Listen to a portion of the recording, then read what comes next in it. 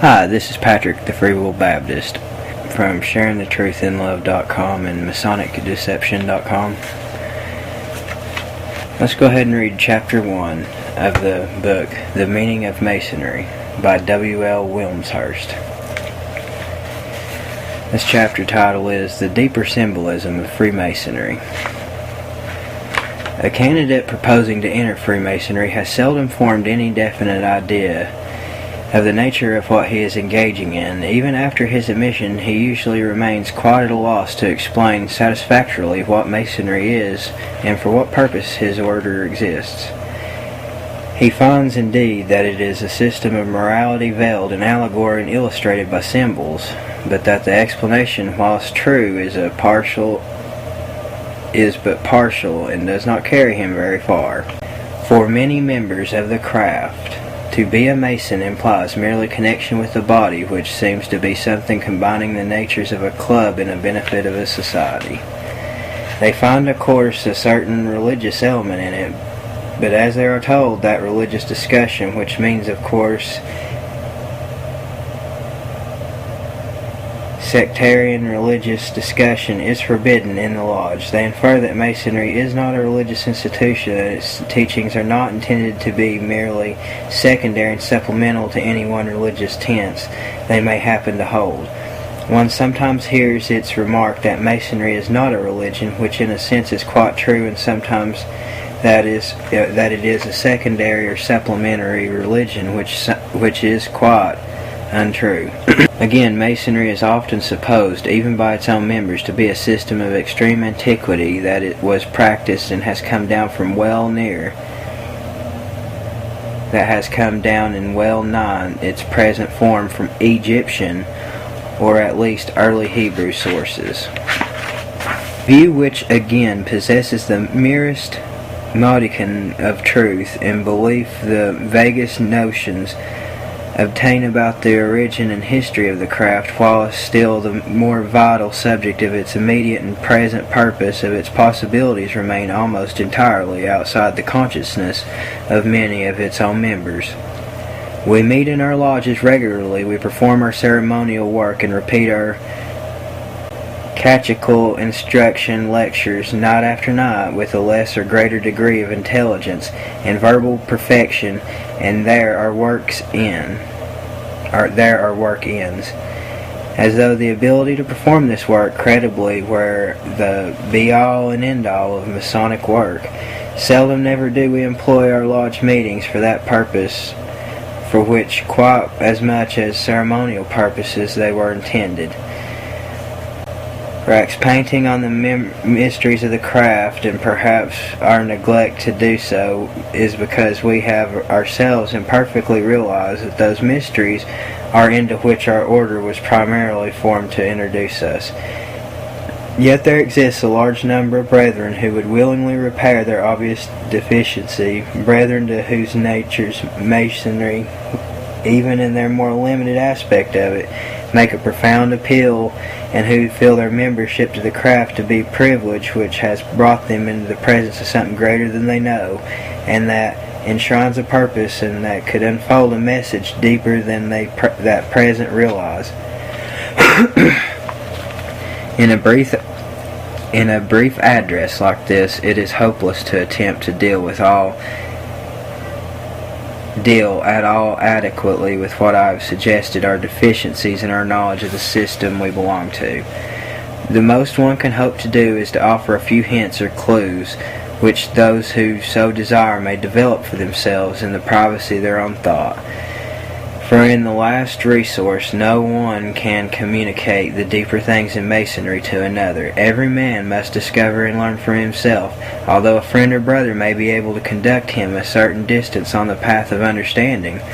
We know that even the elementary and superficial secrets of the order must not be communicated to unqualified persons, and the reason for this injunction is not so much because those secrets have a special value, but because the silence is intended to be typical of that which applies to the greater, deeper secrets, some of which, for appropriate reasons, must not be communicated, and some of which indeed are not communicatable at all, because they transcend the power of communication. It is well to emphasize, then, at the outset, that Masonry is a sacramental system, possessing, like all sacraments, an outward and visible side consisting of ceremonial, its doctrine and symbols, which we can see and hear, and an inward, intellectual and spiritual side, which is concealed behind the ceremonial, the doctrine and the symbols, and which is available only to the Mason who has learned to use his spiritual imagination and who can appreciate the reality that lies behind the veil of the outward symbol. Anyone, of course, can understand the simpler meaning of our words, especially with the help of the explanatory lectures, but he may still miss the meaning of the scheme as a vital whole. It is absurd to think that the vast organization like Masonry was ordained merely to teach grown-up men of the world symbolic meaning of a few simple builder's tools, or to impress upon us such elementary virtues as temperance and justice. The children in every village school are taught such things, or to enforce such simple principles as morals and brotherly love, which every church and every religion teaches, or as a relief which is practiced quite by much non-Masons as by us, or of truth which every infant learns upon its mother's knee. There is surely, too, no need for us to join a secret society to be taught the volume of the sacred law is a fountain of truth and instruction, or to go through the great and elaborate ceremony of the third degree, merely to learn that we have each to die.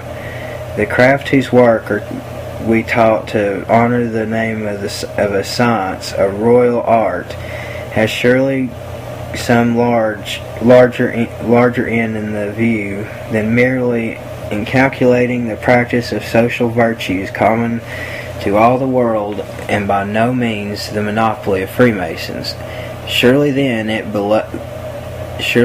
behoves us to acquaint ourselves with what the larger end consists, to inquire why the fulfillment of that purpose is worthy to be called a science, and ascertain what are those mysteries to which our doctrine promises we may ultimately attain. If we ourselves,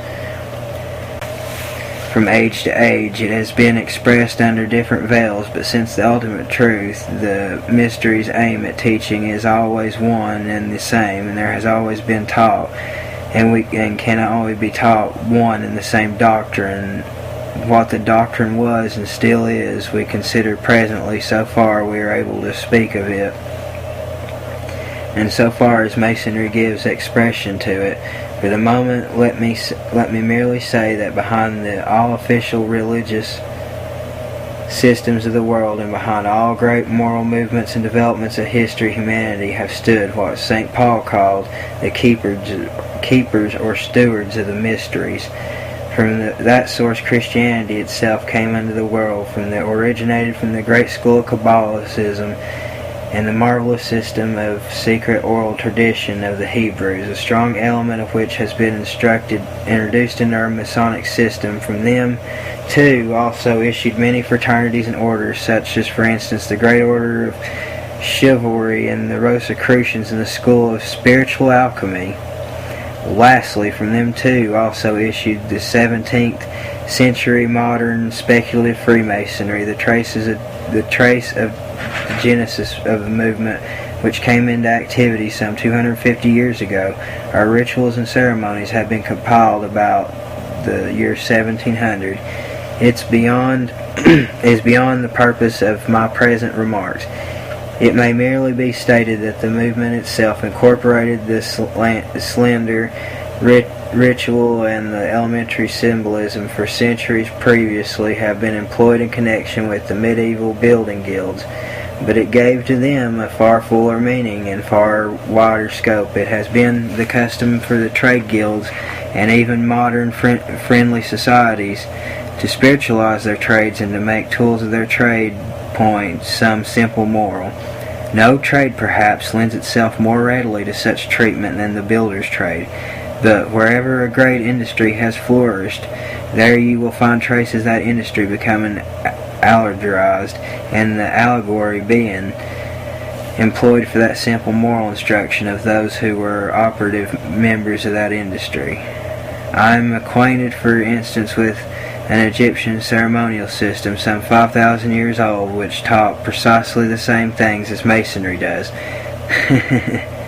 But in the terms of shipbuilding instead of the terms of architecture. By the terms of architecture were employed by those who originated modern Masonry because they were ready to hand.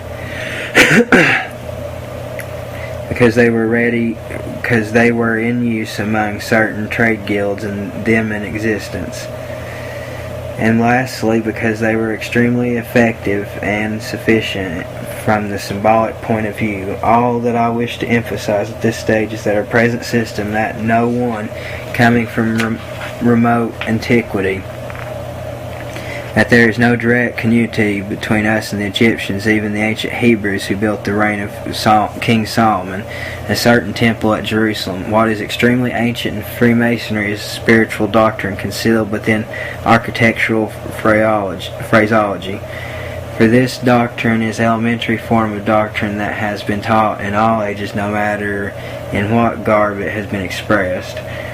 Our own teaching, for instance, recognizes Pythagoras as having undergone numerous initiations in different parts of the world, and as having attained great eminence in the science. Now it is perfectly certain that Pythagoras was not a Mason at all in our present sense of the word, but it is perfectly certain that Pythagoras was a very highly advanced master in the knowledge of the secret schools of mysteries, of whose doctrine some small portion is enshrined for us in our Masonic system.